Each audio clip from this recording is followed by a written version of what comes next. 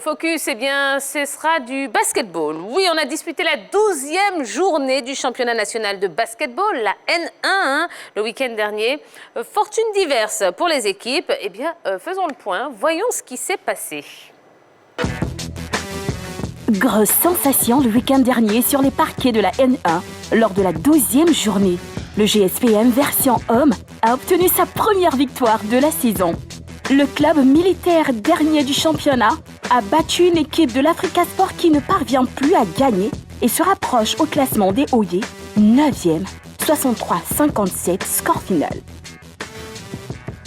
Dans le duel des leaders, l'ABC a sèchement battu la SOA, 75-60. Une belle opération qui permet au club de Treichville de récupérer sa place de leader. Deuxième victoire pour le nouveau coach de l'ABC. La SOA, elle, rétrograde à la 2e place. À égalité de points avec la JCA, le CA7 a battu son rival 57-49. Les Warabas, portés par un excellent Cyril Diang, auteur notamment de 24 points, occupent seuls désormais le 5e rang. Chez les dames, le GSPM n'a pas eu la même chance que son homologue masculin. Les filles du groupement ont subi une nouvelle défaite 74-31 contre l'ABC indétrônable leader. Une défaite sans réelle incidence pour le 6e du championnat féminin puisque l'UE3A 7e et Voltaire 8e se sont également inclinés 74-43 et 123-21 respectivement contre la SOA et le CSAP. De son côté, la NCA 3e a suivi le rythme en battant FBA 68-34, une victoire qui lui permet de maintenir la pression sur la SOA 2e. Bon, c'était encore une très belle journée, une très belle 12e journée du championnat national de basketball. Eh bien, on va regarder tous les résultats. On va commencer avec les dames d'Orgelès. Avec les dames ABC, GSPM 74-31, SOA UE3A 74-43, NCA 68-34 pour FBA, CSA de Treichville, Voltaire 123-21. 123-21. Ouais. Ouais. Bon, ça fait mal, ça fait mal.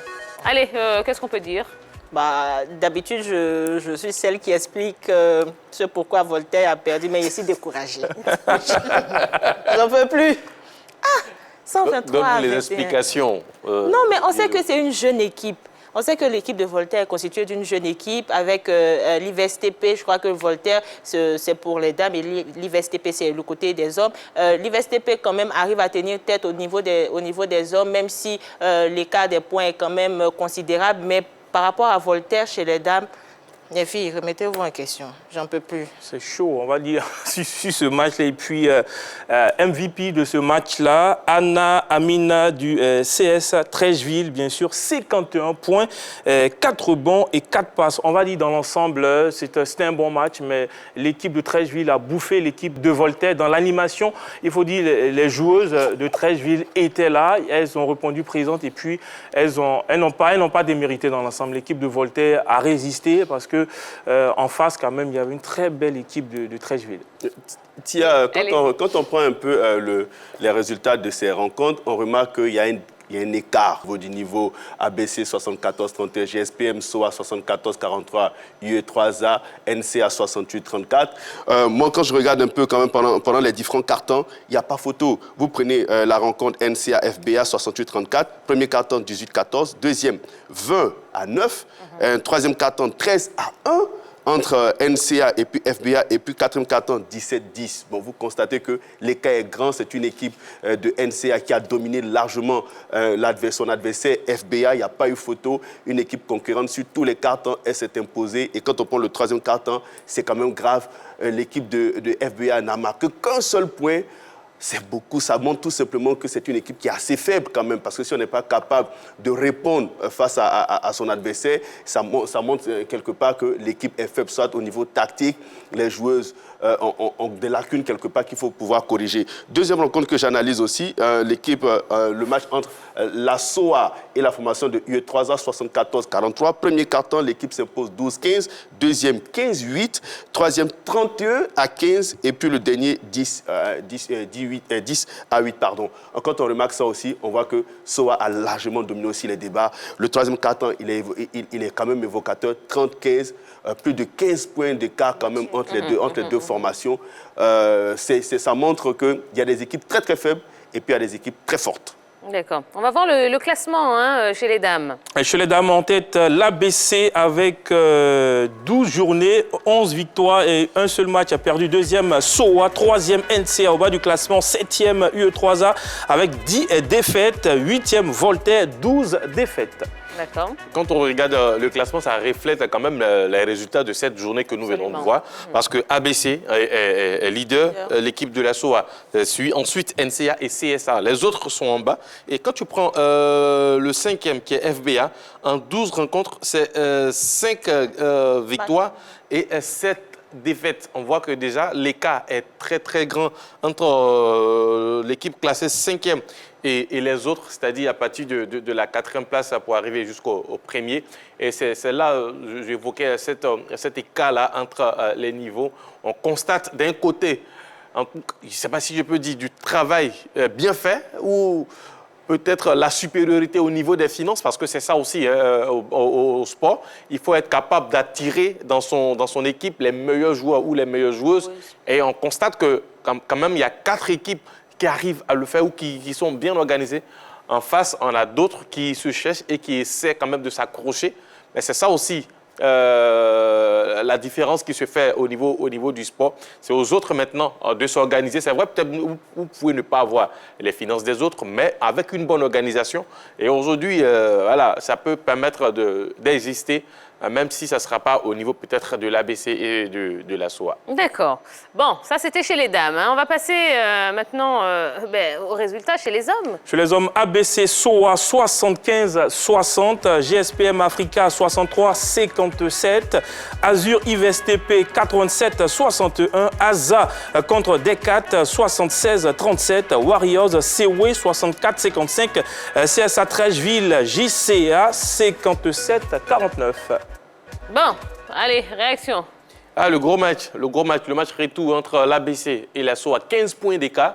Quand on sait qu'au match aller, quand même, ça a été un peu serré, même si l'équipe de la SOA s'est imposée. Mais sur ce match-là, Stéphane Konaté a été exceptionnel, 18 points. Lui, que tout le monde qualifie en griffe, de plus âgé, de vieux. Mais c'est lui qui arrive toujours à sortir du lot avec de très belles performances. Cette équipe de la SOA a dominé, mais du début à la fin.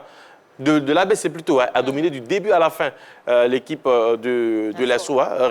Quand on recevait ici l'entraîneur de la SOA, il parlait de coach Larry, de solidarité, d'équipe compacte. Mais là, apparemment, cette solidarité a disparu face à l'ABC qu'ils avaient battu, bien sûr, lors de la 11e journée.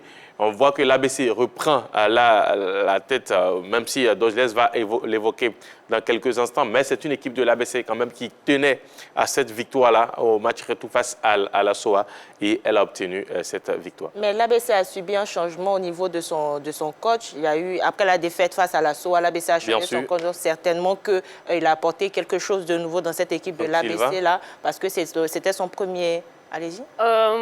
Est-ce que ce n'était pas tout simplement un petit sursaut d'orgueil? Bien sûr. Moi, je pense plutôt mais c'est l'un mis dans l'autre quand même, parce que le coach vient d'arriver, c'est l'un mis dans l'autre. Il pouvait aussi perdre. Non, mais il pouvait aussi perdre. Il pouvait aussi perdre, mais si un seul match, on ne peut quand même pas juger l'impact que l'entraîneur a pu mettre sur cette équipe de l'ABC. Ce qu'il faut constater, c'est que l'ABC a un effectif qui est très riche.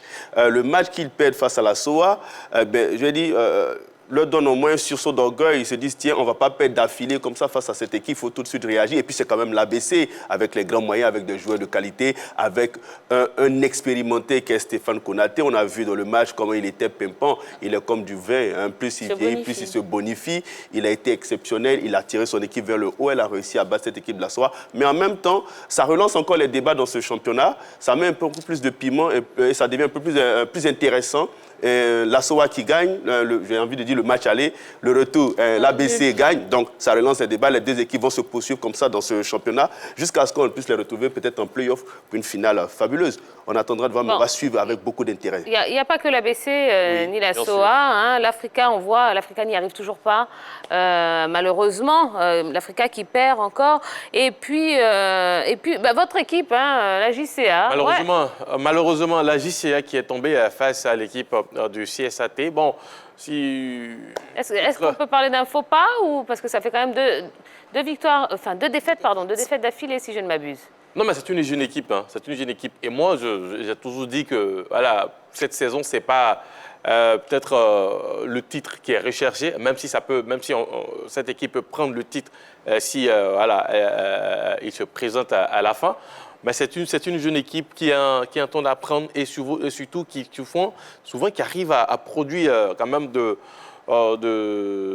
à montrer de très belles choses. Notamment, quand on fait un peu les stats sur cette saison au niveau des 12 matchs, c'est moitié-moitié. On a 6 victoires et 6 défaites pour cette équipe de la JCA qui, à mon sens, va se bonifier au fil du temps.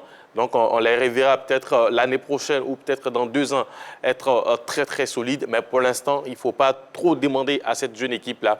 Il faut les laisser travailler et on verra ce que ça va donner dans les années à venir. D'accord. Allez, on va voir le classement. Est-ce qu'il a évolué depuis la dernière journée? En ce moment, toujours en tête, l'ABC, suivi de la SOA, bien sûr. 3e place pour l'Azur, 4e l'ASA. En 8e position, on a l'IVSTP avec 7 défaites. 9e l'Africa, 9 défaites. 10e DER4 avec 10 défaites. 11e COE, 11 défaites. 12e GSPM, 11 défaites. D'accord. Allez, rapidement un mot sur le classement qui n'a pas vraiment évolué. Le classement n'a pas changé. Il reflète les résultats qu'on vient de voir tout à l'heure. L'ABC toujours en tête, suivi de la SOA, Azur derrière, ASA. Donc ce sont les grosses équipes de ce championnat qui mènent le bal. L'Africa est aux portes d'être d'intégrer le top 8, mais c'est difficile. C'est une équipe de l'Africa qui essaie. On sent quand même que le niveau est en train d'évoluer, mais c'est lent. Au côté de l'Afrique. Ouais, c'est lent. L'écart quand même des points se resserre dans les matchs que l'Africa joue. Quelle équipe l'Africa croise quand même au moins, elle resserre l'écart, cette équipe de l'Africa. On attend de voir si est-ce qu'elle va monter en régime, est-ce qu'elle va monter en puissance pour essayer quand même d'aller titiller ces grosses écuries de notre championnat. On attendra de voir, mais c'est difficile. D'accord, très bien. Allez, voilà ce qu'on pouvait vous dire concernant donc cette 12e journée du championnat national de basketball. On va marquer une toute petite pause. Oui, et on va se retrouver dans un instant pour parler des éliminatoires de la CAN 2021 et de cette affaire, de ce gros imbroglio, appelons ça comme ça, entre la Sierra Leone et le Bénin. Et là, vous pourrez commencer donc, à nous appeler dans quelques instants. Donc, on vous explique tout juste après la pub. Ne bougez surtout pas, on arrive juste après ça.